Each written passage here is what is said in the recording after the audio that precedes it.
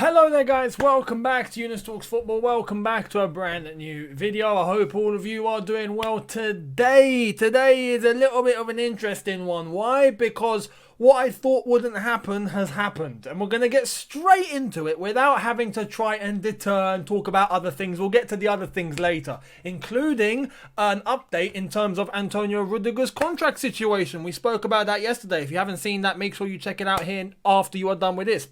Or you can watch that first and then come back here, up to you, whatever way you want to do it. But let's get right into the nitty gritty. This is quite farcical in terms of the decision made by the FA in relation to the Liverpool game, where things got a little heated in terms of the decision that Anthony Taylor made, thanks to him, to send Reece James off. Debatable as to whether that even should have been a red card in the first place. But Chelsea have been fined.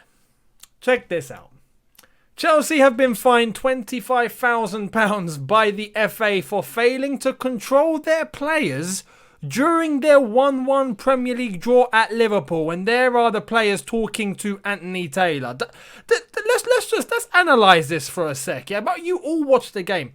Does this look like players are out of control, or is that just me? What defines players out of control? Because if you go back and watch that incident, from the moment that Reece James, with the whole handball situation in the box and whatnot, penalty, not even, goes to VAR, Anthony Taylor doesn't even look at the replay, he just looks at the screen, looks at one still image and goes, alright, nice one. Goes straight up to Reece James, red card. From that moment onwards, did it look like the Chelsea players were out of control? Because I'm sorry, right? If you deem that out of control, you haven't seen out of control. Let's just put that out there now. You don't know what out of control is if you deem that reaction that the Chelsea players gave to Anthony Taylor as out of control. Going over to the ref and having a word in today's times is seen as out of control. I mean, have a day off. Have a day off. Have a day off. Let's not even talk about other places and the way football functions in other places in the world. You talk about out of control, you ain't seen anything if you think that was out of control. We had a few of the players go up to the referee asking why. Aspilicueta, Jorginho, we saw a couple of the other lads. In fact, there wasn't even anything physical. What out of control are we talking about here? Are we now not allowed to talk to a referee? And I understand on the pitch, it's more to the captain to be able to go to the referee and have a word. But he did. Anthony Taylor's actions are the ones that we really need to be looking at here. Alright, you want to find Chelsea because you thought it was out of control. Okay, you can do it, no problem. But why don't you look at Anthony Taylor and what he did that day? Why don't the FA bother to try and control the level of refereeing in this country? You want to find Chelsea for being out of control, as I've said, by all means. But do not ignore the incompetency that we are seeing from English referees in this country. You don't see these sort of issues in other countries across Europe. Why? Because they have referees that know what they're doing, right? We seem to have this thing here where we have some referees that just want either the centre of attention or they just don't know what they're doing and they shouldn't be at that level. The fact that Anthony Taylor went over to the VAR screen, knowing that the VAR couldn't make a decision. They couldn't make a decision. Let's bear that into context. Imagine you are Anthony Taylor. You're the referee, right? You're there waiting. You don't know what's going to be given. You're there. Should I give a penalty? Should I not? All right, VAR. Earpiece. Waiting. And how long did he wait? We all watched the game. There's a watch-along. You can go back to the watch-along. From the moment that, it hits Reece James's hand, how long till that decision? Go back and check. Anthony Taylor was there waiting until he got told, you're going to have to go and look at the screen for this one. We can't make a decision. That should be enough for you to already process in your mind that, okay, this is a tough one. We're going to have to spend some time at the screen here because they couldn't make a decision. I've got responsibility now. He didn't do that. He went over to the screen, literally looked, all right, off he goes, red card. Why is that not challenged? Why does the FA not look at that? It was not just Chelsea or Chelsea people or myself, a Chelsea fan, that's talking about it. We heard it from pundits, we heard it from analysts, we heard it from other fans supporting other teams, coming on social media and all saying the same thing, that Anthony Taylor didn't do anything good in that decision whatsoever or logical. You can't make a decision on a VAR based on just looking at one still image. And then Tuchel had to come out and say it after the game as well. Is he going to get punished as well? Is he going to get fined for saying that, or is he not? I mean, it's ridiculous. The fact that Chelsea have been fined 25 grand. I mean, let's have it right. 25 grand to Chelsea is like me finding 2p in my pocket. It doesn't affect Chelsea whatsoever. Let's have it right, yeah? It's a little bit of dosh for the FA to make, and it's very easy money for them. But in terms of why we are not looking at the standard of refereeing in this country is a shambles. It's a shambles. And frankly, this decision has been taken. I do not want to see Anthony Taylor ref a Chelsea match again. And if that happens, I hope Chelsea take action. I really hope Chelsea go, nah, look, we're not having this. We don't want that referee. Name any other ref in the land. There are tons and tons of referees and young referees, might I add, in this country that have potential and are not in the Premier League yet. How about looking there? How about we try and find good scouting in this country for referees? Because we've had problems with referees like Howard Webb, and to an extent, to be fair, he was quite competent. He just had a thing for Man United, and I don't know what it was. But apart from that, he was a decent referee. After that, you've had, look, Clattenburg. Shambles after shambles. We've had, who was that referee that went to the flipping World Cup and gave 3 yellow cards? Oh my God. Oh man, I forgot his flipping name. Graham something, wasn't it? Am I right? Or whatever. But look at the shambles on an international stage. He embarrassed the entire country by giving out 3 yellow cards to the same flipping player at a World Cup. I mean, who does that? Who does that? You have Mike Dean. Mike Dean in this country. Look at what he does on a flipping weekly basis. It's always the Mike Dean show. It's always got to be about Mike Dean. You know, you watch one game, you come out of it, all you're talking about is Mike Dean. Not the two teams, not the set of players, not the managers, not the results. You're talking about Mike Dean, right? And now we got this with Anthony Taylor. This has to stop. This has to stop. Yeah? I never hear about a Spanish ref. I never hear about an Italian ref. I never hear about a French ref. I never hear about a German ref, a Dutch. Let's not even talk about the German refs and the Dutch refs, because they have some of the best referees on the planet, right? Discipline, know exactly what they're doing, decision taken, backed up.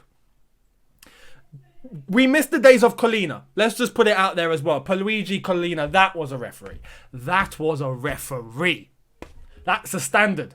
Honestly, we have an absolute horror show when it comes to referees in this country. I've seen better refereeing in Africa, to be honest. And as a half African myself that watched a flipping game yesterday, I saw Algeria draw against Burkina Faso. I saw one player get clamped literally by the other player from Burkina Faso going with 2 legs off the ground, stud straight into the shin. He got a yellow card for it, right? That referee, better than Anthony Taylor. That just says everything you need to know. Anyway, let's get into the other bits of news. Let's jump onto Antonio Rudiger before we get carried away and start going off on one at Anthony Taylor.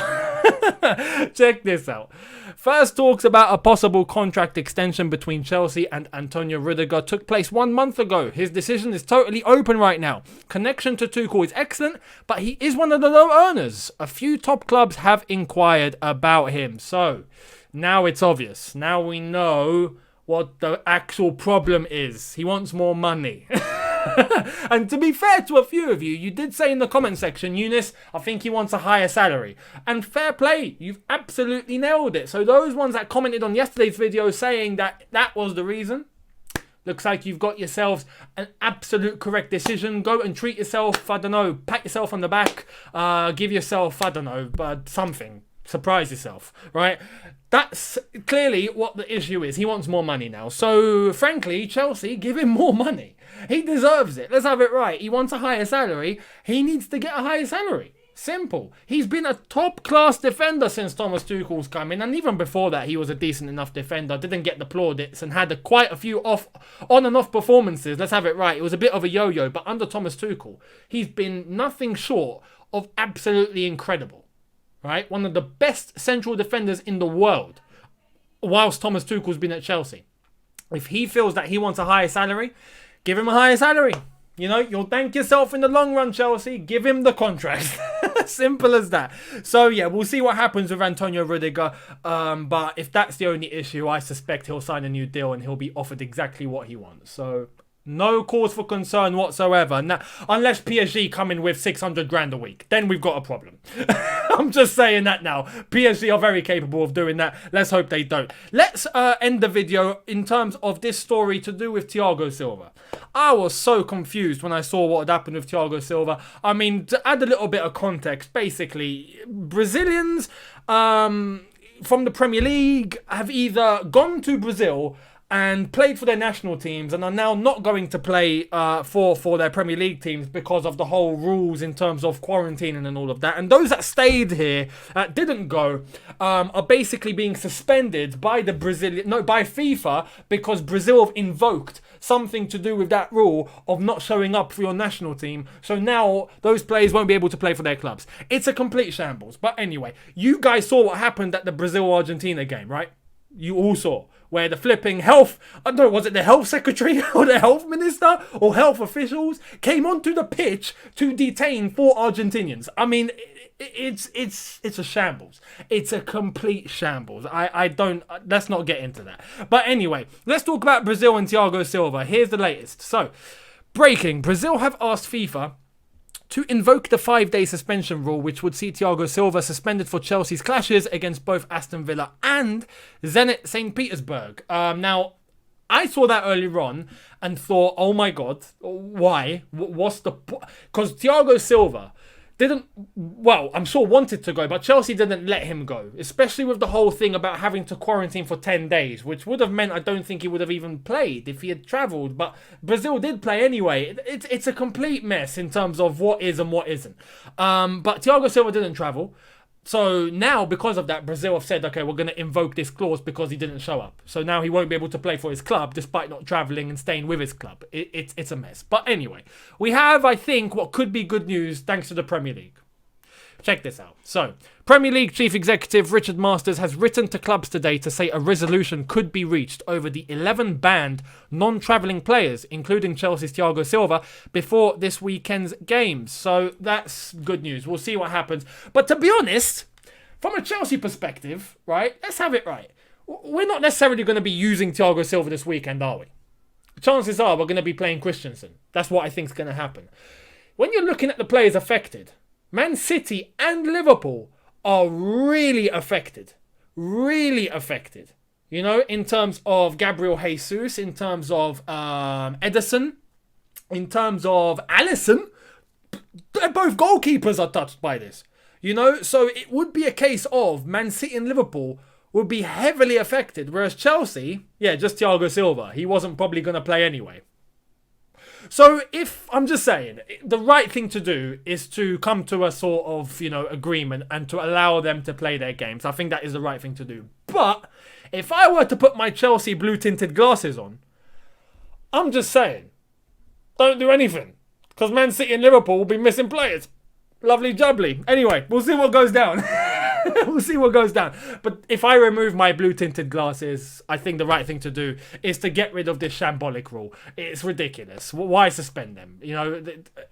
Anyway, thank you for watching. I hope all of you had a good one. Today's been quite a little bit of a ranty video, hasn't it? It's just been letting a lot off my chest in terms of flipping referees and, Brazilian Football Association. But anyway, let me know what you think in the comment section below. I'd love to hear it. Thank you all so much for watching. Hit that subscribe button if you are new. Hit that notification bell to be notified once I have uploaded. Smash the like button if you've enjoyed this. There will be the preview to the Chelsea-Aston Villa game coming on Friday. So we are going to be back in the routine coming Friday. So make sure you are tuned in for that one. Tomorrow there'll be a brand new video, so I'll see all of you then. Have a good one. Look after yourselves. Take care and peace.